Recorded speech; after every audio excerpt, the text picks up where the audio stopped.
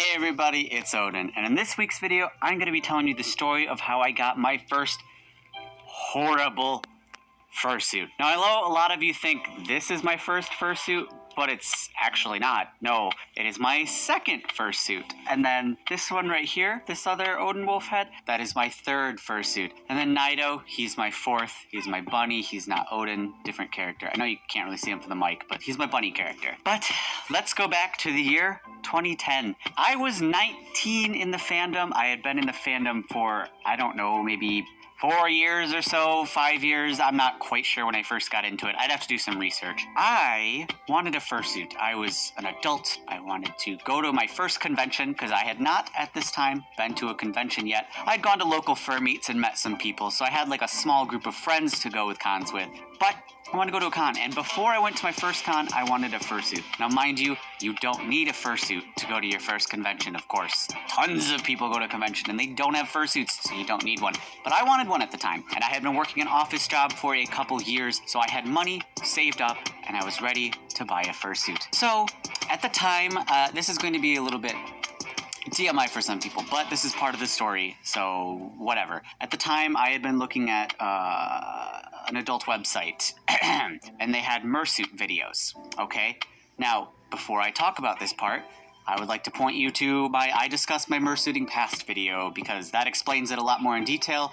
But a disclaimer, this current fursuit that I have is not a fursuit. It doesn't have an SPH. I bought it just for YouTube, just because no one ever listens. But anyway, back in the day, I was 19, I was looking at adult websites, and I saw some fursuits that I thought were really hot. This particular person was making videos on there of suits, and I thought, you know what? I want a suit. I want one myself. I want that maker because I find these videos hot. That's what I want.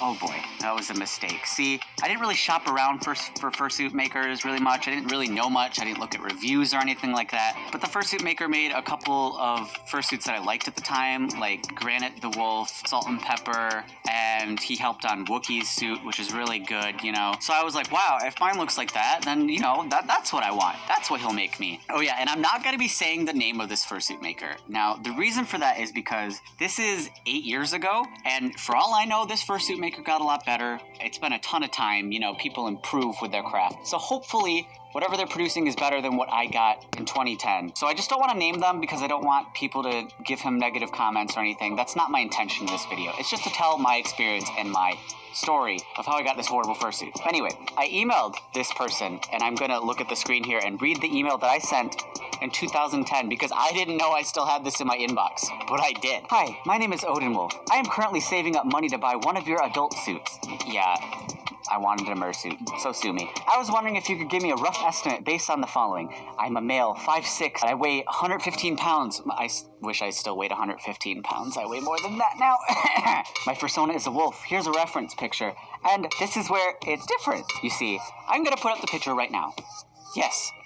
That was my fursona. My fursona used to be a dark gray and red wolf, kind of like emo-y and whatever because I was younger. That was Odin Wolf. That's what he looked like. So I'll go into more detail about my fursona and how it changed over the years in another video, but I will explain that. So my fursona was these colors, and I sent this for a quote, and I asked him, and he said, yeah, I could make you a fursuit, but the dark gray and the tan, I think it was the tan color, didn't exist in fur. And I was like, wait, what? Really? So I asked some of my friends too, and they're like, yeah, that doesn't exist in fur, the faux fur, you can't find that color. So I was like, oh, crap, that's kind of like key to my fursona, you know, he's got that gray tuft here and everything. So I was sitting at work, and I just looked at a color wheel, and I picked blue, green, and purple, and I redesigned my fursona. And then I got a new ref, and I sent that to him. So I just completely changed it there. So the one good thing to come out of commissioning this first fursuit, which I'll tell you why it's really bad soon, the one good thing is I have this current design of Odin that I love. I would have been so much more boring if I was just those colors back then. I love this current, it's different. I look different than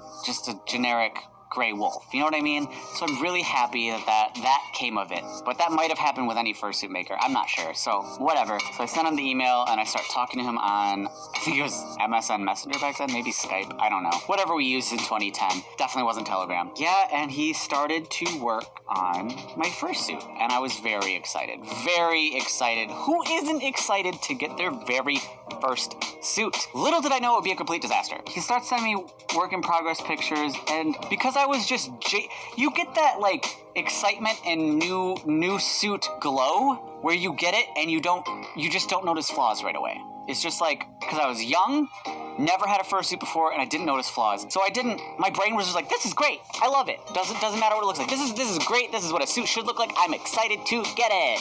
Yay. Oh my God. So bad. It looked so bad, and I don't know how I didn't see it then. It looked so bad. So I finally get the suit in the mail. After a while, some more work in progress, talking to him back and forth. I get it in November before Midwest Fur Fest, which is going to be my first convention, and I was excited.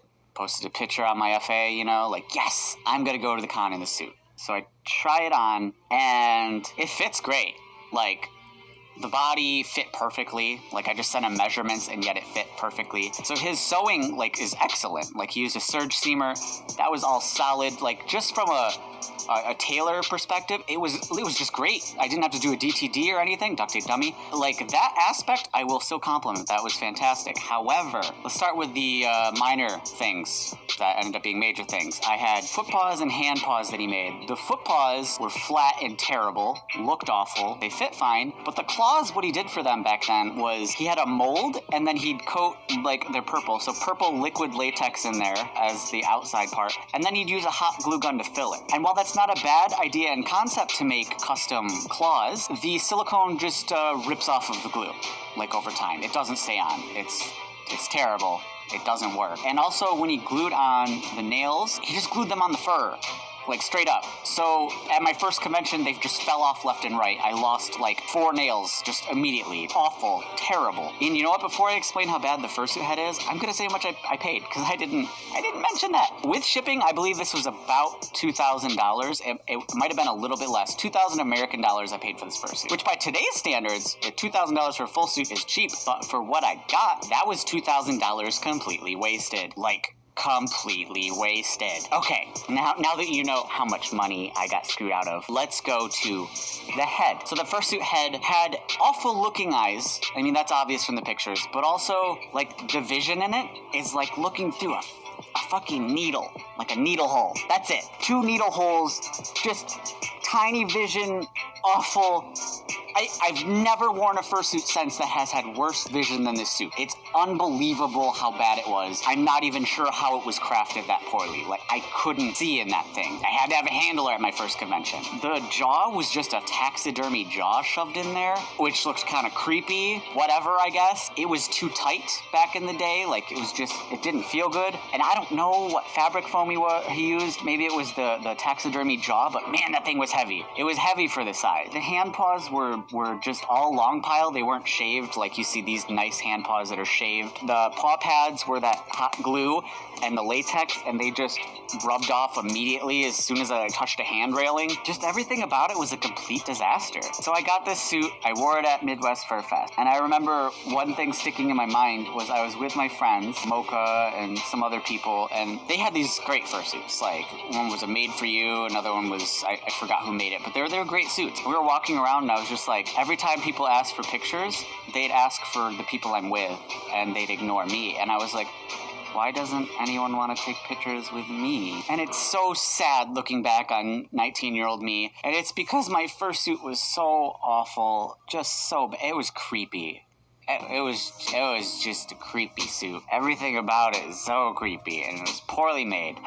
So, after MFF, I realized, like, I don't know how, but I was finally like, wait, this isn't how a fursuit should be. I think I tried on my friends and realized, oh, you're supposed to have vision? You're supposed to... Oh, I didn't even touch on the ventilation. Oh, you're supposed to have ventilation? Oh, you're supposed to have a jaw that moves when you pay for that? Oh, a moving jaw? Yeah, and I could breathe in a good suit, namely this one. So suddenly it hit me like, oh my god, this thing looks like a piece of shit. I didn't realize it when I was at MFF, but afterwards I was like, oh my god, why didn't I see this? So I was looking at For Affinity, and I saw a picture of Lav's suit, I want to say. It was either Lav or Dur. One of them got finished first. I saw the work in progress for the other one, and I went, oh my god, that's what I want. That fursuit head is gorgeous. That is the style I want. I want it. So I messaged Firestorm. I'll say his name because, hey, I like this suit head, even though... whatever. I messaged Firestorm, and I commissioned him for this head, and I still use it to this day. I got this head in March of 2011 for Furry Connection North. It's now called Motor City FurCon. That's how quickly I got this head and wore it at the next convention. So Odin 1.0, terrible Odin, is only used at one convention. He cost me $2,000 and it was just an awful, awful mistake. Now I'm gonna pull up Odin 1.0 right here because I have him. And I've shown him once before in The Worst Fursuit Ever, and I implore you to watch that video because it's rather funny and I love the videos that my friends sent to me. But here is Odin 1.0 in the fur. This is the garbage head that I hate. It takes up space. I don't want to wear it. No one else in the world should wear this abomination. He's just... that's it. He's gone. Now, I want to tell you some advice, because I learned from this experience. It was a very costly experience, but I learned from it. I learned that you should look around fursuit makers, look at your options, find who's open, look at reviews, ask people who own the suits if they like them, if the craftsmanship is good, okay? Listen to advice. Look at their newer suits that they're making, because some suit makers start out very strong, and over time, their quality will slump, because they start to just churn out suits and they don't have the passion for it anymore, or something happened in their life or whatever. The quality doesn't necessarily go up with time, it can go down. So keep that in mind with a fursuit maker. Some fursuit makers only improve with time. There are some that are so amazing and they just get better and better. So look for fursuit makers. Don't make the mistake that I did. Yeah, just do your research, everybody. So I also want to say that this video is kind of a two-parter. This is part one, where I tell you the story of my first disaster fursuit. Part two, I am going to set it on fire. Yeah, I know, calm down.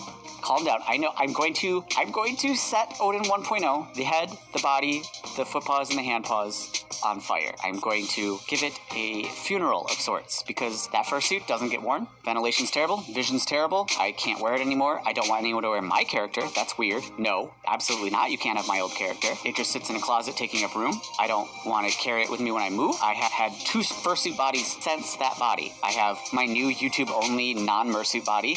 I have my older body that's a mersuit body, and then I have my old body that's Odin 1.0's body that I do nothing with at all anymore. It's just old. It's not even my new marking. So I'm gonna light it on fire because my streamer chat donated and hit a goal, and because of that, they donated to set it on fire. So next week's video is going to be me setting Odin 1.0 on fire. And now I know some people aren't gonna like that, but you know what? After all these things I've told you about it, there's nothing else I can do with it. It's either hold on to it forever for no reason in a closet, or give it a fabulous, fabulous burning funeral, send it off into the sky, let it die, because I don't hold sentimental value over it. It has no value to me. It's of no value to anyone else. I'm gonna see it go in the most spectacular fashion I know how. So I hope you enjoyed this video, and I hope you stick with me and check out next week's video to watch it go all up in flames forever. Now, if you like this video and you'd like to support me, check out my Patreon at patreon.com/OdinWolf. It's the best way to support me. You can give like $10 or more a month and get access to my Discord and play games with me and voice chat, and I'm on the Discord every day talking to people, and I freaking love our community. Or $20 or more a month and you get something physical in the mail every week, so that's great. Also, I have these shirts that are awesome, and other merch like the ducky and the pins, and everyone always comments on this pillow. Yes, it's for sale. I do sell it at odinwolf.storemv.com. That is my store. Check out my stuff there. And also, I have a P.O. box. It is right here in the description of all my videos, and an Amazon wish list if you'd like to buy me something off there. And I will open up that stuff on a future video for you guys. Thank you so much for all your support. I really do appreciate it. It has been Odin Wolf, and bye-bye. And of course, I want to thank my awesome patrons, especially Multiroy and Vatra Lion at the Diamond tier, who just give me this amazing support every single month. Thank you two so much. And of course, everybody at Platinum, Robert Deere, Frostbite, Wolf Medic, Connie Fox, Deku Panda, Jaded Fox, Flair the Fox, Dex the Fluffyine, and Fluffy Cinnamon Roll. Thank you guys also for your immense support. It's so incredible. And everybody at Gold, Silver, and other tiers, thank you so much for making everything possible.